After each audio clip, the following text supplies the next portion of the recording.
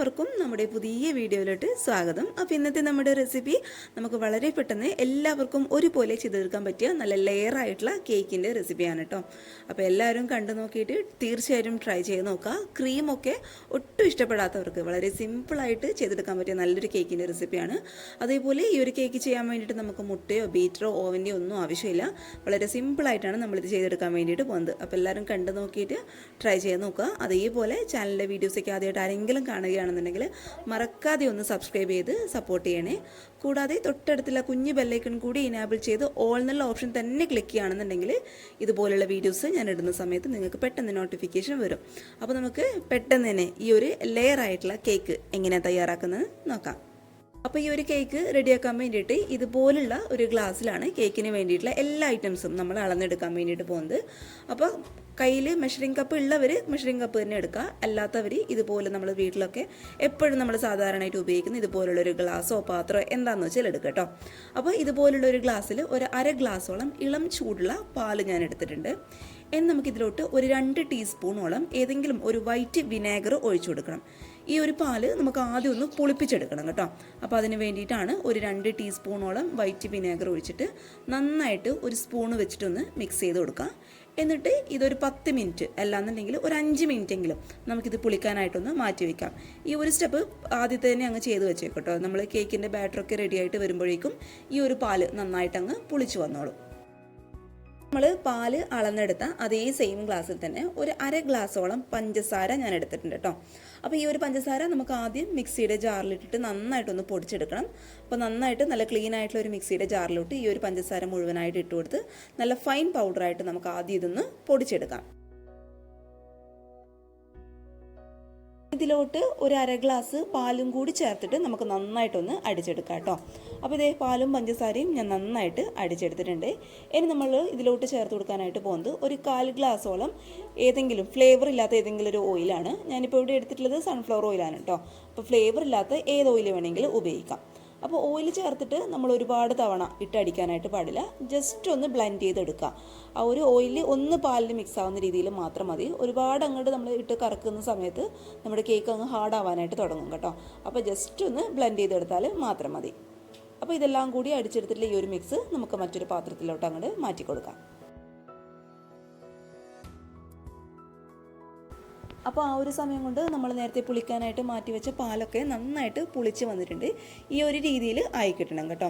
ഇനി ഇതുപോലുള്ളൊരു സ്പൂണ് വെച്ചിട്ട് നന്നായിട്ടൊന്ന് മിക്സ് ചെയ്ത് കൊടുത്തതിന് ശേഷം നമുക്ക് ഈ ഒരു പാത്രത്തിലോട്ട് മുഴുവനായിട്ട് അങ്ങ് ചേർത്ത് കൊടുക്കാം.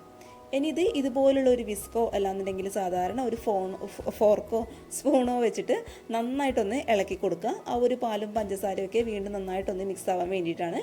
ഇനി ഇത് നമുക്കങ്ങ് മാറ്റി വയ്ക്കാം. ഇനി നമുക്ക് ഈ ഒരു ഗ്ലാസ്സിൽ 1.5 ഗ്ലാസോളം മൈദ ഒരു അരിപ്പയിൽ കൂടി അരിച്ചെടുത്തിട്ട് നമുക്കൊരു പാത്രത്തിലോട്ട് അങ്ങോട്ട് ചേർത്ത് കൊടുക്കാം.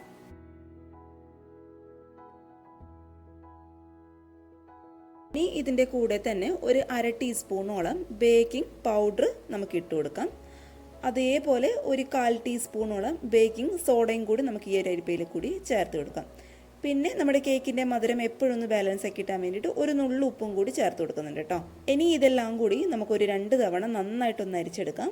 നമ്മൾ ഇങ്ങനെ അരിച്ചെടുക്കുന്ന സമയത്ത് നമ്മുടെ കേക്ക് നന്നായിട്ട് നല്ല സോഫ്റ്റായിട്ട് വരികയും ചെയ്യും. അതേപോലെ നമ്മൾ ചേർത്ത് കൊടുത്ത ബേക്കിംഗ് സോഡ, ബേക്കിംഗ് പൗഡർ, ഉപ്പ് ഒക്കെ ഈ ഒരു മൈദയുടെ എല്ലാ ഭാഗത്തും ഒരുപോലെ എത്താൻ വേണ്ടിയിട്ടാണ് ഒരു 2 ഒരു 3 തവണ നമ്മുടെ ഈ ഒരു പൊടികളെല്ലാം നന്നായിട്ടൊന്ന് അരിച്ചെടുക്കുന്നത്.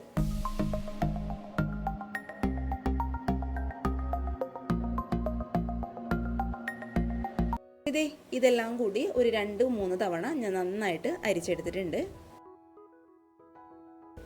ഇനി നമ്മൾ മിക്സിയിൽ നേരത്തെ അടിച്ചു വെച്ച ഈ ഒരു മിക്സിലോട്ട് നമ്മളിപ്പോഴേ അരിപ്പയിൽ കൂടി അരിച്ചെടുത്ത പൊടി നമുക്ക് കുറച്ചായിട്ട് ചേർത്ത് കൊടുക്കാം. എല്ലാം കൂടി ഒരുമിച്ച് അങ്ങ് ചേർത്ത് സ്പൂണ് വെച്ചിട്ട് ശക്തിയായിട്ട് ഇളക്കി കൊടുക്കേണ്ട ആവശ്യമൊന്നുമില്ല കേട്ടോ. ഇതുപോലെ കുറച്ചായിട്ട് ചേർത്ത് കൊടുത്ത് ഇതുപോലുള്ള ഒരു വിസ്കോ അല്ലാന്നുണ്ടെങ്കിൽ നിങ്ങളുടെ കയ്യിൽ സ്പാച്ചിലൊക്കെ ഉണ്ടെന്നുണ്ടെങ്കിൽ അത് വെച്ചിട്ട് ഒരു സൈഡിലോട്ട് മാത്രം ജസ്റ്റ് ഒന്ന് ഫോൾഡ് ചെയ്ത് എടുത്താൽ മാത്രം മതി. പിന്നെ ഞാൻ എപ്പോഴും പറയുന്ന പോലെ ബിഗിനേഴ്സൊക്കെ ആണെന്നുണ്ടെങ്കിൽ ഇതുപോലുള്ള ഒരു വിസ്ക് എടുക്കണ്ട. നിങ്ങളുടെ കയ്യിൽ സ്പാച്ചിലൊക്കെ ഉണ്ടെന്നുണ്ടെങ്കിൽ അതായിരിക്കും കൂടുതൽ നല്ലത് കേട്ടോ.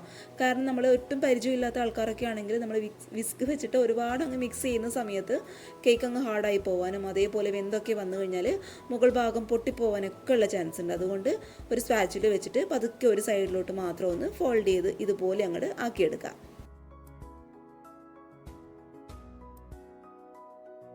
അപ്പോൾ നമ്മുടെ ഈ ഒരു കേക്കിൻ്റെ ബാറ്ററി ഇച്ചിരി ഒന്ന് കട്ടിയിലാണ് ഇരിക്കുന്നത്. അപ്പോൾ അതൊന്ന് ലൂസാക്കി എടുക്കാൻ വേണ്ടിയിട്ട് ഒരു 1/4 ഗ്ലാസും കൂടി ഇളം ചൂടുള്ള പാല് ഇതിലോട്ടങ്ങ് ഒഴിച്ചു കൊടുത്തിട്ട് നന്നായിട്ടൊന്ന് മിക്സ് ചെയ്ത് കൊടുക്കാം.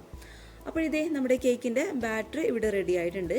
ഇനി നമ്മുടെ കേക്കിന് നല്ലൊരു ഫ്ലേവർ കൊടുക്കാൻ വേണ്ടിയിട്ട് ഒരു 1/4 ടീസ്പൂണോ അല്ലാന്നുണ്ടെങ്കിൽ ഒരു 1/2 ടീസ്പൂണോളം വാനില എസൻസും കൂടി നമുക്ക് ഇതിലോട്ട് അങ്ങോട്ട് ചേർത്ത് കൊടുക്കാം കേട്ടോ. അപ്പോൾ നമ്മുടെ കേക്കിൻ്റെ കറക്റ്റ് ബാറ്റർ പരുവെന്ന് പറയുന്നത് ഇതാണ്.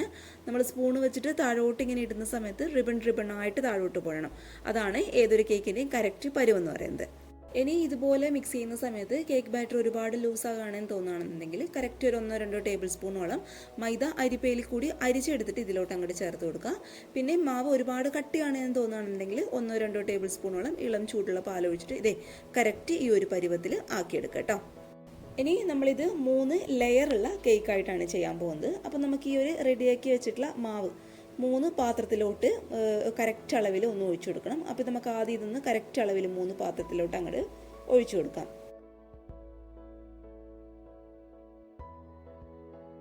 ഇനി ഒരു പാത്രത്തിൻ്റെ മുകളിലോട്ടായിട്ട് ഒരു അരിപ്പ വെച്ച് കൊടുത്ത് അതിലോട്ട് 1 ടീസ്പൂണോളം കൊക്കോ പൗഡർ ഞാൻ ചേർത്ത് കൊടുക്കുകയാണ്. എന്നിട്ടത് അരിച്ചിട്ട് തന്നെ ഈ ഒരു പാത്രത്തിലോട്ട് അങ്ങോട്ട് ചേർത്ത് കൊടുക്കാം. ഇനി ഇതെല്ലാം കൂടി സ്പൂൺ വെച്ചിട്ട് നന്നായിട്ടൊന്ന് മിക്സ് ചെയ്ത് ഈ ഒരു പരുവത്തിൽ ആക്കിയെടുക്കാം. അപ്പോൾ ഒന്ന് നമ്മൾ കൊക്കോ പൗഡർ അതായത് ചോക്ലേറ്റ് ഫ്ലേവറിലാണ് ചെയ്യുന്നത്, മറ്റൊരു ലെയർ വാനില ഫ്ലേവർ. ഈ ഒരു പാത്രത്തിൽ നമ്മൾ റെഡ് ഫുഡ് കളറാണ് കേട്ടോ ചേർത്ത് കൊടുക്കുന്നത്. അപ്പോൾ നിങ്ങൾക്ക് ഇഷ്ടമുള്ള ഫുഡ് കളർ ചേർത്ത് കൊടുക്കാം. ഞാനിപ്പോൾ ഇവിടെ ചേർത്ത് കൊടുക്കുന്നത് ടൊമാറ്റോ റെഡാണ് കേട്ടോ. അപ്പോൾ അതൊരു 1-2 ഡ്രോപ്പ് ചേർത്ത് കൊടുക്കുമ്പോൾ തന്നെ നമ്മുടെ കേക്കിൻ്റെ ബാറ്ററിന് നല്ലൊരു കളർ കിട്ടും. അപ്പോൾ ഇതുപോലുള്ളൊരു പാത്രത്തിലാണ് നമ്മൾ കേക്ക് ബേക്ക് ചെയ്തെടുക്കാൻ വേണ്ടിയിട്ട് പോകുന്നത്. അപ്പോൾ പാത്രത്തിൻ്റെ അടിവശത്തായിട്ട് ഞാൻ ബട്ടർ പേപ്പർ വെച്ച് കൊടുത്തിട്ടുണ്ട് കേട്ടോ. ഇനി നമുക്കിതിലോട്ട് നമ്മൾ റെഡിയാക്കി വെച്ചിട്ടുള്ള ബാറ്റർ ഓരോന്നോരോന്നായിട്ട് ഒഴിച്ചു കൊടുക്കാം. അപ്പോൾ ഞാൻ ആദ്യം ചേർത്ത് കൊടുക്കുന്നത് നമ്മൾ ഫുഡ് കളർ ഒഴിച്ചു കൊടുത്തിട്ടുള്ള ബാറ്ററാണ്. അതിൻ്റെ മുകളിലോട്ടായിട്ട് നമ്മുടെ വാനില ഫ്ലേവറിലുള്ള ബാറ്റർ ഒഴിച്ചു കൊടുക്കാം. ഇനി അതിൻ്റെ മുകളിലോട്ടായിട്ട് ചോക്ലേറ്റ് ഫ്ലേവർ ഒഴിച്ചു കൊടുക്കാം. എന്നിട്ട് ഇത് തന്നെ റിപ്പീറ്റ് ചെയ്തിട്ട് കൊണ്ടുവരാം കേട്ടോ. നമ്മൾ കേക്കിൻ്റെ ബാറ്ററി ഇങ്ങനെയുള്ളൊരു കേക്കൊക്കെ ആക്കിയെടുക്കുമ്പോൾ പ്രത്യേകം ഒന്ന് ശ്രദ്ധിക്കുക. ഒരുപാട് അങ്ങ് ലൂസായി പോയി കഴിഞ്ഞാൽ നമ്മൾ ഇങ്ങനെ ഒഴിക്കുന്ന സമയത്ത് എല്ലാം കൂടി അങ്ങ് മിക്സ് ആവും. അതുകൊണ്ട് കറക്റ്റ് ഞാൻ നേരത്തെ കാണിച്ചു തന്ന ആ ഒരു പരുവത്തിൽ തന്നെ ബാറ്ററി റെഡിയാക്കി എടുക്കാനായിട്ട് പ്രത്യേകം ഒന്ന് ശ്രദ്ധിച്ചേക്കണേ. അപ്പോൾ നമുക്കിത് ഓരോന്നോരോന്നായിട്ട് ലെയറായിട്ട് അങ്ങോട്ട് ഒഴിച്ചു കൊടുക്കാം.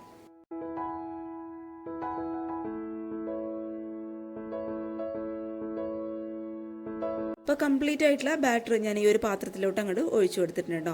ഇനി നമുക്ക് ഈ ഒരു കേക്കിൻ്റെ ബാറ്റർ ഒന്ന് ഡിസൈൻ ചെയ്തെടുക്കണം. അതിനായിട്ട് ഇത് ഇതുപോലുള്ള ഒരു കത്തിയോ അല്ലാന്നുണ്ടെങ്കിൽ ടൂത്ത് പിക്കോ വെച്ചിട്ട് ജസ്റ്റ് ഒന്ന് ഡിസൈൻ ചെയ്ത് കൊടുക്കാം.